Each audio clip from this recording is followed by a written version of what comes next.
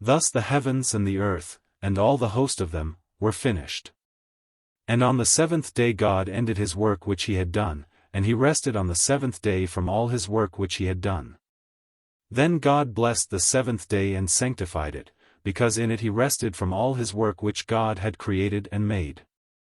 This is the history of the heavens and the earth when they were created, in the day that the Lord God made the earth and the heavens, before any plant of the field was in the earth and before any herb of the field had grown.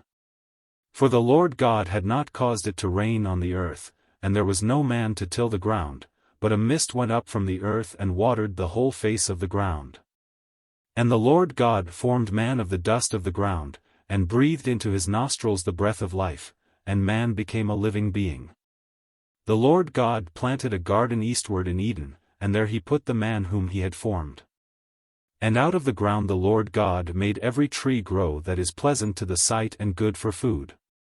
The tree of life was also in the midst of the garden, and the tree of the knowledge of good and evil. Now a river went out of Eden to water the garden, and from there it parted and became 4 riverheads. The name of the first is Pishon, it is the one which skirts the whole land of Havilah, where there is gold. And the gold of that land is good. Bdellium and the onyx stone are there. The name of the second river is Gihon, it is the one which goes around the whole land of Cush.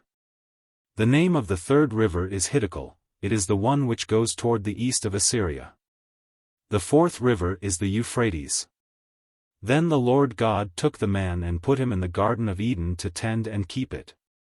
And the Lord God commanded the man, saying, Of every tree of the garden you may freely eat, but of the tree of the knowledge of good and evil you shall not eat, for in the day that you eat of it you shall surely die.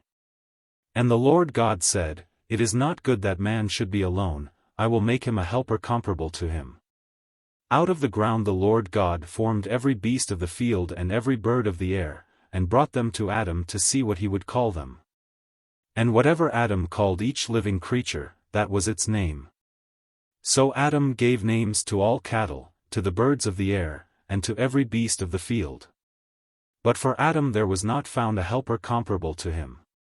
And the Lord God caused a deep sleep to fall on Adam, and he slept, and he took one of his ribs, and closed up the flesh in its place. Then the rib which the Lord God had taken from man he made into a woman, and he brought her to the man. And Adam said, This is now bone of my bones, and flesh of my flesh.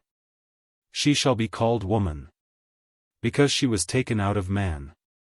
Therefore a man shall leave his father and mother and be joined to his wife, and they shall become one flesh. And they were both naked, the man and his wife, and were not ashamed.